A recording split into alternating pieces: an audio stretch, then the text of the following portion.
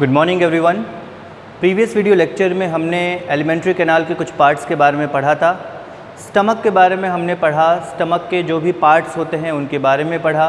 Stomach के जो secretion होते हैं, जो एंजाइम्स का सिक्रीशन होता है, जो गैस्ट्रिक ग्लैंड है, उनके बारे में हमने डिस्कस किया।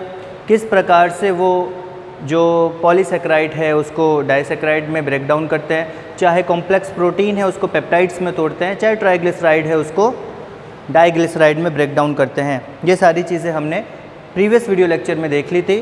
स्टमक के बारे में देखा, स्फिंक्टर के बारे में देखा कि ईसोफेगस से जो स्फिंक्टर कार्डिया में खुलता है उसको हम क्या बोलते हैं, गैस्ट्रो ईसोफेजियल स्फिंक्टर, क्योंकि वो स्टमक और ईसोफेगस को जोड़ रहा है, इसलिए गैस्ट्रो ईसोफेजियल स्फिंक्टर। उसके बाद एक और स्फिंक्टर स्टमक से निकलता है जो कि स्मॉल इंटेस्टाइन में जाता है। उस स्फिंक्टर को हम क्या बोलते हैं, चूँकि वो पाइलोरिक रीजन के पास होता है तो उसको हम पाइलोरिक स्फिंक्टर बोलते हैं। स्टमक के 4 पार्ट्स देखे थे हमने, cardia, fundus, body and pylorus. तो ये 4 पार्ट्स भी हमने स्टमक के देख लिए। ये सारी चीज़ें हमने पिछले वीडियो लेक्चर में डिस्कस कर ली हैं। हमने ये भी देखा कि स्टमक का जो पीएच है वो 1.8 के आसपास होता है, मतलब हाईली एसिडिक पीएच होता है। बट फिर भी स्टमक के लाइनिंग के जो एपिथेलियल सेल्स है वो डिस्ट्रॉय नहीं होते, स्टमक डिस्ट्रॉय नहीं होता इस हाई पीएच से। ऐसा क्यों होता है? तो हमने म्यूकस नेक सेल के बारे में पढ़ा कि म्यूकस का सिक्रीशन म्यूकस नेक सेल के द्वारा होता है, जो कि अंदर से स्टमक की जो एंडोथेलियम की लाइनिंग है उसको कवर करता है, प्रोटेक्शन प्रोवाइड करता है, ताकि ये जो HCl स्टमक में मौजूद है ये स्टमक को ही डिस्ट्रॉय ना कर दे। उसके अलावा हमने गट्स के जो वॉल हैं उसमें जो लेयर्स पाई जाती हैं उसके बारे में पढ़ा।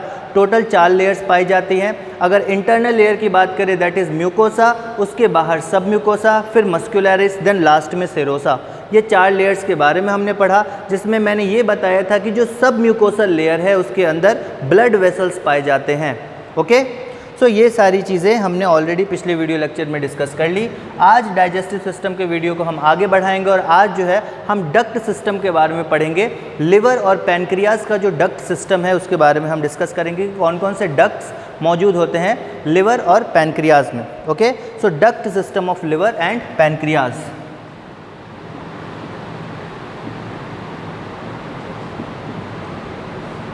Duct system of liver and pancreas.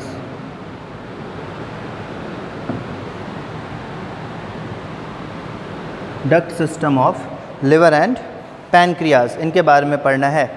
तो लिवर में डक्ट पाए जाते हैं, पैनक्रियाज में डक्ट पाए जाते हैं। पैनक्रियाज जो है वो एक हेट्रोक्राइन ऑर्गन है। ये क्या होता है इसके बारे में हम डिस्कस करेंगे। हेट्रोक्राइन किसको बोलते हैं हम डिस्कस करेंगे। तो अब नॉर्मल अगर अपन बात करें इस तरह से एक स्ट्रक्चर लिवर की, ठीक है। सो अगर अपन लिवर की बात करें तो लिवर में डक्ट जो मौजूद होता है उसको अपन हेपैटिक डक्ट बोलते हैं, ठीक है। लिवर में जो डक्ट मौजूद होता है दैट इज़ हेपैटिक डक्ट। इसको और थोड़ा मैं सही से अगर बनाऊँ, सो लिवर में जो डक्ट मौजूद होता है दैट इज़ हेपैटिक डक्ट। तो यहाँ से मान लो ये लिवर का जो डक्ट है वो ओपन हुआ। उसके अलावा लिवर के ही नीचे मौजूद होता है गॉल ब्लैडर। लिवर के नीचे मौजूद होता है गॉल ब्लैडर। गॉल ब्लैडर का क्या फंक्शन होता है आप सबको आई होप पता ही होगा। गॉल ब्लैडर मौजूद है,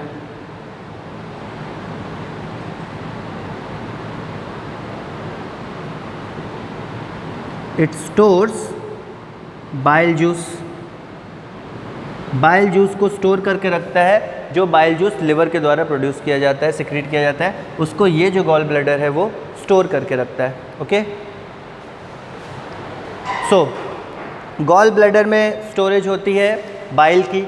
ओके, ये बाइल जो है डाइजेशन के समय काम आता है। अब बाइल के लिए जो गॉल ब्लैडर की एक डक्ट निकल रही है और एक लिवर से डक्ट निकल रही है। तो लिवर से जो डायरेक्ट डक्ट निकल रही है that is duct of liver, जिसको हम हेपैटिक डक्ट कहते हैं, ठीक है। This is duct of liver. Duct of liver is also known as hepatic duct. This is hepatic duct जो लिवर से निकल रही है। गॉल ब्लैडर से जो डक्ट निकल रही है that is known as cystic duct. Gall bladder से जो ये डक्ट निकल रही है that is known as, duct का मतलब नली, एक पाइप, एक ट्यूब निकल रही है, ठीक, this is known as cystic duct. Gall bladder से डक्ट निकलेगी सिस्टिक डक्ट, लिवर से डक्ट निकलेगी दैट इज हेपेटिक डक्ट, और लिवर की डक्ट और गॉल ब्लैडर की डक्ट, ये जो दो डक्ट हैं ये आगे चल के एक दूसरे से जब जुड़ेंगी, ये यहाँ से और ये यहाँ से, और दोनों जुड़ के एक कंबाइंड डक्ट का फॉर्मेशन करेंगे। ये कंबाइंड डक्ट जो होगा that is cystic duct plus hepatic duct, these two combinedly forms CBD that is common bile duct. ये दोनों कंबाइन होते हैं, कंबाइन होने का मतलब cystic duct plus hepatic duct, ये दोनों मिलके बनाते हैं आपका CBD that is known as common bile duct, common bile duct, ठीक है। सो गॉल ब्लैडर से निकलने वाला डक्ट सिस्टिक डक्ट, लिवर से निकलने वाला डक्ट हेपेटिक डक्ट, दोनों जॉइन हो जाएंगे तो कॉमन बाइल डक्ट, ठीक। ये तीन चीज़ आपको याद रखनी है। लिवर का इतना काम हुआ डक्ट का। नेक्स्ट पोर्शन आता है आपका पैनक्रियास का। पैनक्रियास की बात करें, लीफ स्टेप होता है,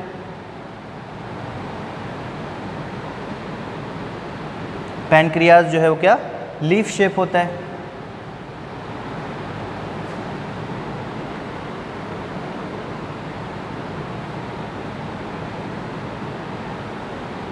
पैनक्रियास के बारे में आगे डिटेल में हमें पढ़ना है तो हम आगे उसको डिस्कस करेंगे, ठीक है। सो पैनक्रियास की अगर अपन बात करें तो पैनक्रिया में यहाँ से निकलने वाले बहुत सारे डक्ट्स होते हैं जो अंदर से खुलते हैं बाहर की तरफ। तो ये जो डक्ट बाहर की तरफ खुलते हैं that is they are pancreatic duct. Pancreatic duct, ठीक है, this duct are known as pancreatic duct. अब पैनक्रियाटिक डक्ट और कॉमन बाइल डक्ट, इन दोनों के बीच का जो पोर्शन है, जो जंक्शन है जहाँ पे ये दोनों मिलते हैं, this junction is known as ampulla of Vater. अब यहाँ पे ये दो अलग अलग हो गए, एक सेकेंड मैं इसको नीचे ड्रॉ करता हूँ ज़रा। इतना आपने आई होप लिख लिया, इसको मैं दोबारा ड्रॉ करता हूँ।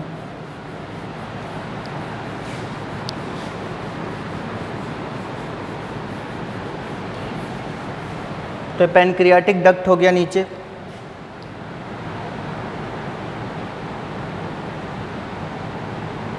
ये लिवर है,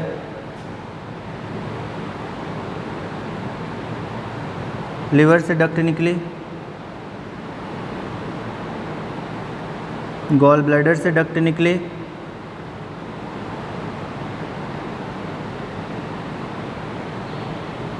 ये दोनों आगे चल के कंबाइन हुई, ठीक है। सो यहाँ पे cystic duct, hepatic duct, common bile duct, और यहाँ पे एक पोर्शन मौजूद रहता है जो कि कॉमन बाइल डक्ट और मतलब कॉमन बाइल डक्ट और पैनक्रिया के बीच में एक पोर्शन मौजूद होता है। कॉमन बाइल डक्ट और पैनक्रियाटिक डक्ट के बीच में एक पोर्शन मौजूद होता है। पैनक्रियाटिक डक्ट अपन यहाँ बना लेते हैं ताकि इसको बीचों बीच अपन दिखा सकें। इसको कवर करो और यहाँ पे बनाओ कि यहाँ से एक डक्ट निकल रहा है, ठीक है। तो common bile duct CBD and pancreatic duct, इसके बीच में एक यहाँ पे मौजूद होता है ब्रिज या फिर एक बैरिकेड मौजूद रहता है जिसको हम एम्पुला ऑफ वेटर बोलते हैं। एक जंक्शन मौजूद रहता है that is known as ampulla of Vater. इस तरह से स्ट्रक्चर होता है।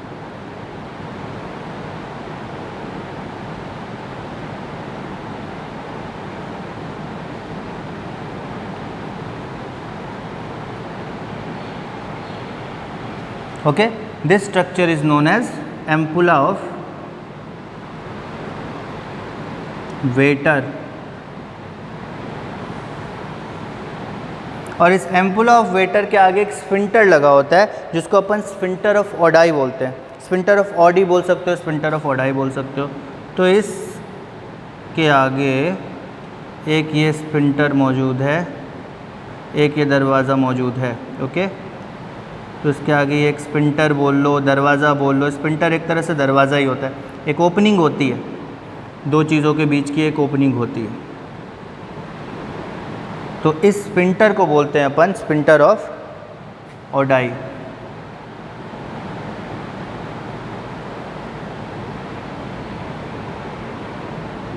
ये ज़रूरी है, लिख लो, sphincter of Oddi and ampulla of Vater. ये दो जो है काफ़ी इम्पॉर्टेंट है, ये दो को आप नोट डाउन ज़रूर करिए।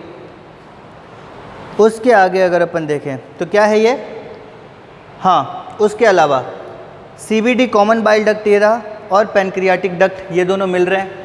तो यहाँ पे एक और चीज़, common bile duct plus pancreatic duct,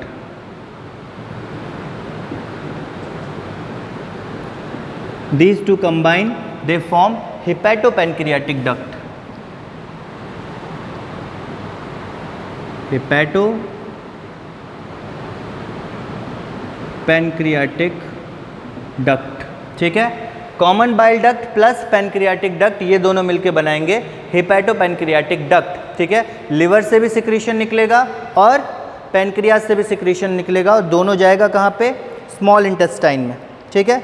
ampulla of waiter क्या है, junction between CBD and pancreatic duct. Ampulla of waiter क्या है, junction between common bile duct and pancreatic duct.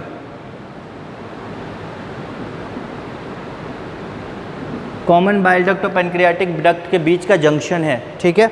उसके आगे अब बात करते हैं अब लिवर की, ये हो गया, लिवर की बात करते हैं। इतना समझ में आएगा कि डक्ट कौन कौन से हैं। लिवर के डक्ट कौन से हैं, जो लिवर से डायरेक्ट निकल रहा है वो हेपेटिक डक्ट, जो गॉल ब्लैडर से निकल रहा है वो सिस्टिक डक्ट। उसके बाद पैनक्रियास से कौन सा डक्ट निकल रहा है, पैनक्रियाटिक डक्ट। हेपेटिक डक्ट और सिस्टिक डक्ट दोनों आपस में मिल जा रहे हैं तो उसको क्या बोलते हैं, कॉमन बाइल डक्ट। और कॉमन बाइल डक्ट जब पैनक्रियाटिक डक्ट से मिलता है दैट इज हेपेटोपैनक्रियाटिक डक्ट। इतना सा आपको याद रखना है, hepatic duct, pancreatic duct, cystic duct, common bile duct, hepatopancreatic duct, ये 5 आपको याद रखने हैं। ओके, नेक्स्ट अगर अपन बात करें दैट इज लिवर। लिवर के बारे में थोड़ा सा देखें।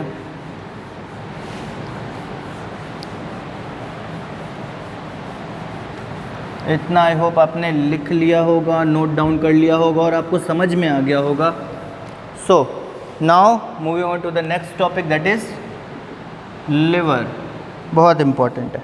लिवर की अगर अपन बात करें, वेट आपको पता है 1.5 किलो के आसपास होता है। वेट की बात करें तो अप्रोक्स अपन लेते हैं 1.2 to 1.5 kg, ठीक है। 1 से 1.5 kg इसका वज़न होता है। लिवर की जो कवरिंग होती है ये ज़रूरी है। लिवर की जो कवरिंग होती है, जिस कवरिंग से लिवर ढका हुआ होता है, प्रोटेक्टेड रहता है, उसको अपन ग्लिसन्स कैप्सूल बोलते हैं। That is Glisson's capsule. Liver की कवरिंग को ग्लिसन्स कैप्सूल बोलते हैं।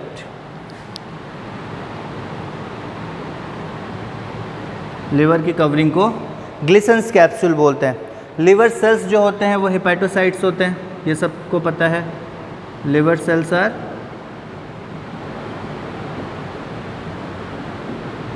Hepatocytes, liver cells are hepatocytes. और जो लिवर का सिक्रीशन है उसको अपन बाइल कहते हैं, ठीक है। Secretion is bile. So weight 1.2 to 1.5 kg, covering जो है ग्लिसन्स कैप्सूल, लिवर सेल्स को हेपेटोसाइट कहते हैं और सिक्रीशन जो है वो बाइल हो गई, ठीक। इतना डिटेल पता चल गया। बाइल क्या है, बाइल में क्या क्या होता है, वाटर होता है, बाइल सॉल्ट होता है, बाइल पिगमेंट होता है। बाइल पिगमेंट कौन कौन से होते हैं, बिलिरुबिन, बिलीवर्डिन। तो बाइल की अगर अपन बात करें इसकी कॉम्पोजिशन की, तो इसमें क्या क्या मौजूद है, water, bile salt, bile salt के बाद बाइल पिगमेंट, बाइल सॉल्ट,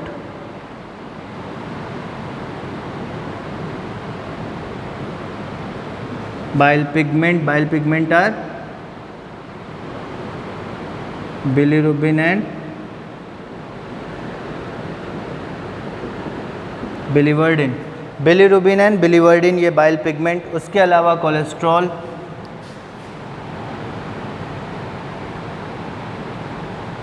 ठीक है, कोलेस्ट्रॉल मौजूद रहेगा। उसके साथ ही साथ यहाँ पे लेसिथिन भी मौजूद रहेगा।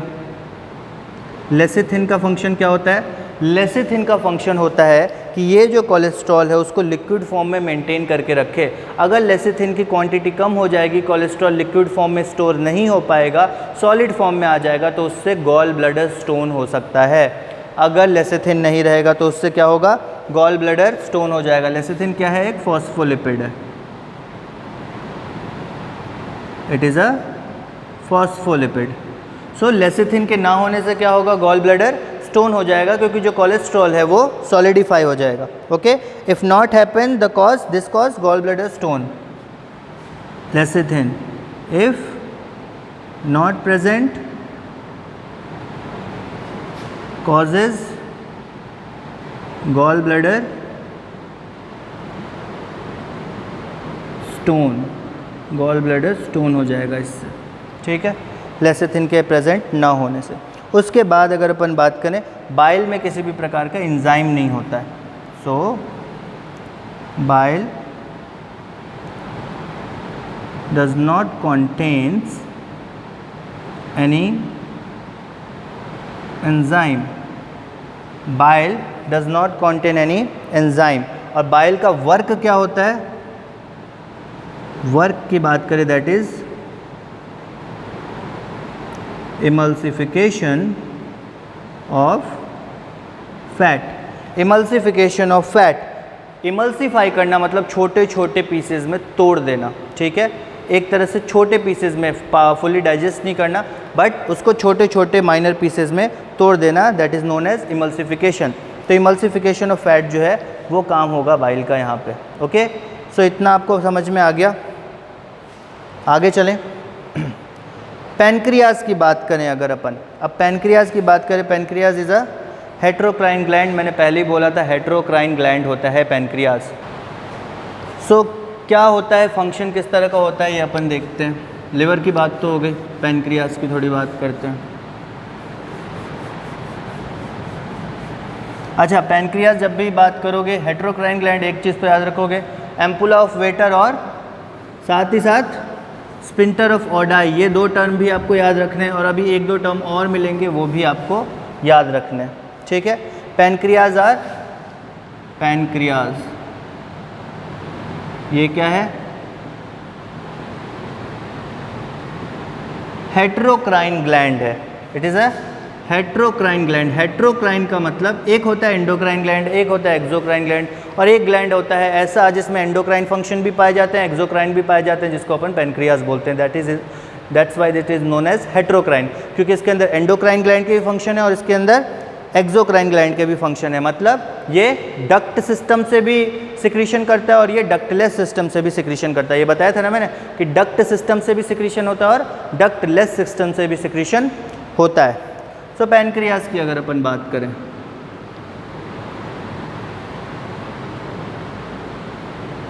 इस तरह से मान लो पैनक्रियाज, इसके अंदर अगर स्ट्रक्चर अपन बनाए,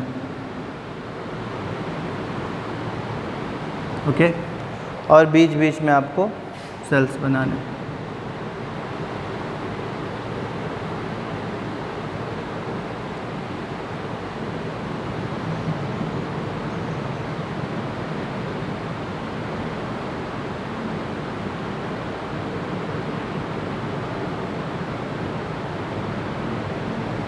सो यहाँ पे ये क्या है, ये सारी चीज़ें, इसको अपन थोड़ा सा अगर पढ़ें, और यहाँ पे कुछ सेल्स आपको क्लस्टर्स दिखेंगे।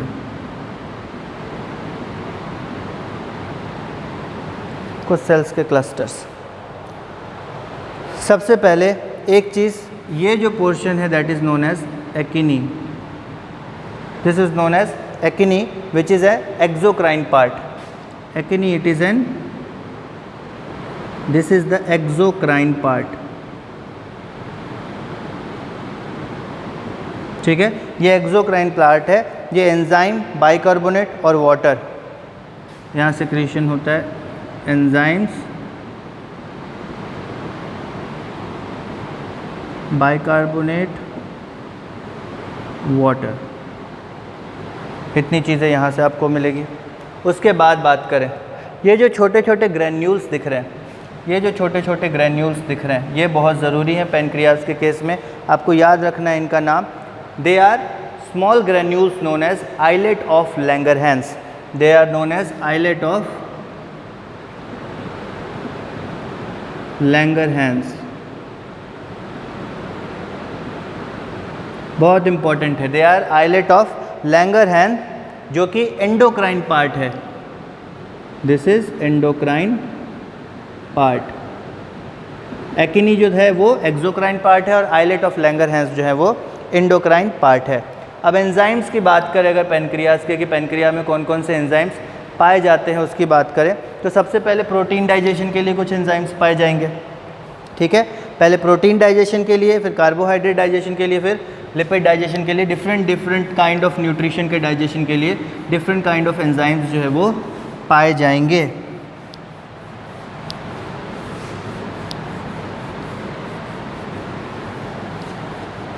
एंजाइम्स की अगर अपन बात करें,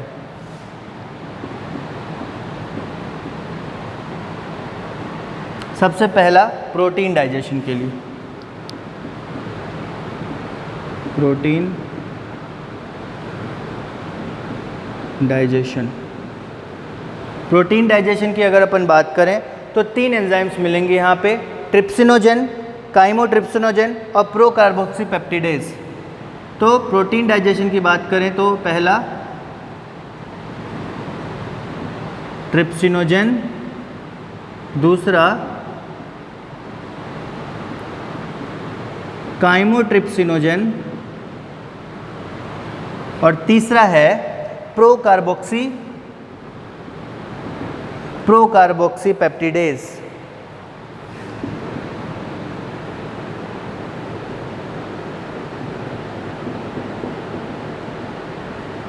ये जो 3 एंजाइम है ये तीनों इनएक्टिव फॉर्म में है अभी। ये तीनों के तीनों क्या हैं? इनएक्टिवेटेड हैं, इनएक्टिव फॉर्म। ये इनकी इनएक्टिव फॉर्म है, इनको एक्टिवेट करना पड़ता है। ठीक है, ये ट्रिप्सिनोजेन इनएक्टिव है, काइमोट्रिप्सिनोजेन इनएक्टिव है, प्रोकार्बोक्सीपेप्टिडेज जो है ये तीनों इनएक्टिव है। ठीक है, जो एक्टिवेटेड फॉर्म है वो प्रोटीन को अमाइनो एसिड में नहीं तोड़ता पर पेप्टाइड्स में तोड़ देता है। ठीक है, डाइपेप्टाइड में तोड़ देगा। ये 3 जो है ये जो है प्रोटीन का कंप्लीट डाइजेशन नहीं कर पाएंगे, कंप्लीट ब्रेकडाउन नहीं कर पाएंगे, पार्शियल ब्रेकडाउन कर पाएंगे। कॉम्प्लेक्स प्रोटीन को डाइपेप्टाइड में तोड़ देंगे पर अमाइनो एसिड में नहीं तोड़ पाएंगे। ठीक है, फिर बात करते हैं एंटेरोकाइनेज, ज़रूरी चीज़ है एंटेरोकाइनेज।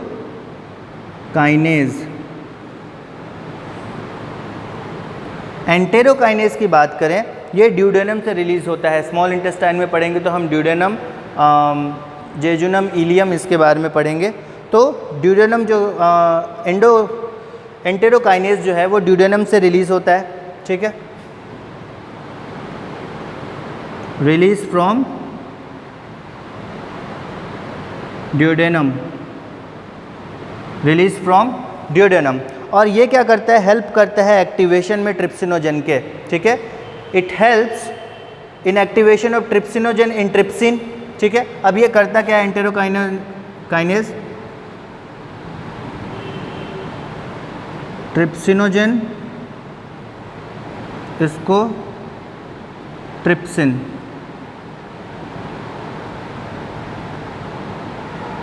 एंटेरोकाइनेज की मदद से। ठीक है, ट्रिप्सिन जो है एक्टिवेटेड फॉर्म है और ये जो है ट्रिप्सिनोजेन वो इनएक्टिवेटेड फॉर्म है। उसके बाद कीमोट्रिप्सिनोजेन को काइमोट्रिप्सिन में, सारी चीज़ें काइमोट्रिप्सिनोजेन को काइमोट्रिप्सिनोजेन को सेम चीज़ यहाँ पे काइमोट्रिप्सिन में, जो कि फिर से एक्टिवेटेड फॉर्म है। और तीसरा क्या है आपका? प्रोकार्बोक्सीपेप्टिडेज को कार्बोक्सीपेप्टिडेज में,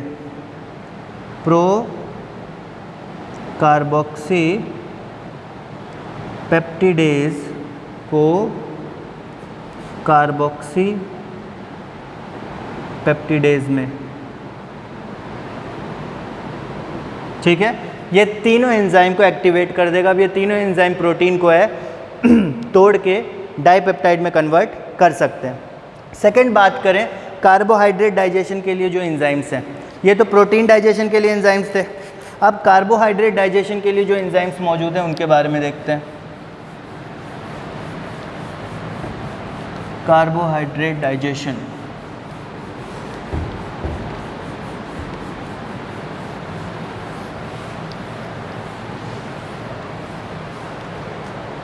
carbohydrate digestion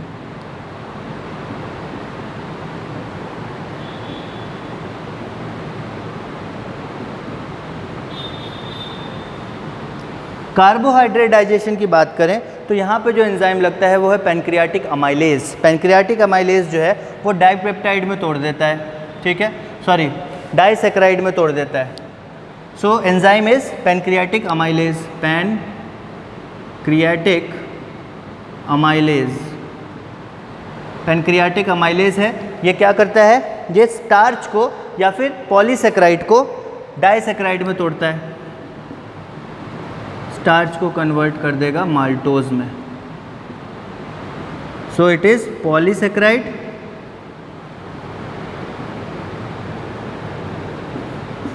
and it is disaccharide. ठीक है, पॉलीसैकेराइड को डाइसैकेराइड में तोड़ा है, अभी भी मोनोसैकेराइड में नहीं टूटा, इसलिए सेल एब्जॉर्ब नहीं कर सकता। अभी आगे चल के इंटेस्टाइन में मोनोसैकेराइड में भी टूटेगा। ठीक है, ये सारी चीज़ें जो है स्मॉल इंटेस्टाइन में होती है। ठीक है, थर्ड आता है लिपिड डाइजेशन। थर्ड आता है लिपिड डाइजेशन। थर्ड है आपका लिपिड डाइजेशन। लिपिड डाइजेशन की बात करें तो एंजाइम लगता है एक ही, लाइपेज। Enzyme is lipase. ठीक है, second carbohydrate digestion, third lipid digestion, enzyme is lipase, जिसको पैनक्रियाटिक लाइपेज भी आप बोल सकते हो क्योंकि पैनक्रियाज से निकल रहा है। पैनक्रियाटिक लाइपेज भी आप इसको कह सकते हो। अब ये क्या करता है, ट्राइग्लिसराइड को डाइग्लिसराइड में ब्रेक डाउन करता है। ठीक है, और उसको मोनोग्लिसराइड में वो बाद में ब्रेक डाउन होता है। तो ट्राइग्लिसराइड को डाइग्लिसराइड में ब्रेक डाउन करता है। ट्राइग्लिसराइड को ब्रेक डाउन करता है डाइग्लिसराइड में। ठीक है, तो ये थे आपके total pancreatic enzymes. Protein digestion के लिए 3, ट्रिप्सिनोजन, उसके अलावा काइमोट्रिप्सिनोजन और प्रोकार्बोक्सी पेप्टिडेज, ये 3 एंजाइम थे। प्रोटीन डाइजेशन के लिए हमारे पास जो कार्बोहाइड्रेट डाइजेशन था उसके लिए पैनक्रियाटिक अमाइलेज सिर्फ एक एंजाइम था, और लाइपेज जो था वो लिपिड डाइजेशन के लिए था। पर यहाँ पे कंप्लीट डाइजेशन नहीं हो रहा है। जितनी भी चीज़ें हैं, प्रोटीन डाइपेप्टाइड में टूट रहा है, कार्बोहाइड्रेट डाइसैकेराइड में टूट रहा है, और जो फैट है, लिपिड है, वो डाइग्लिसराइड में टूट रहा है। कंप्लीट डाइजेशन यहाँ पे नहीं हो रहा है। आगे आने वाले वीडियोस में हम डाइजेशन को और डिटेल में पढ़ेंगे। कंप्लीट डाइजेशन जो स्मॉल इंटेस्टाइन में चल के होगा उसके बारे में पढ़ेंगे। तो अगले वीडियो लेक्चर में हम स्मॉल इंटेस्टाइन स्टार्ट करेंगे। तब तक के लिए हमारे ये वीडियो देखिए, पिछले वीडियोज़ के नोट्स बनाइए और इस वीडियो के भी नोट्स बनाइए। Thank you very much.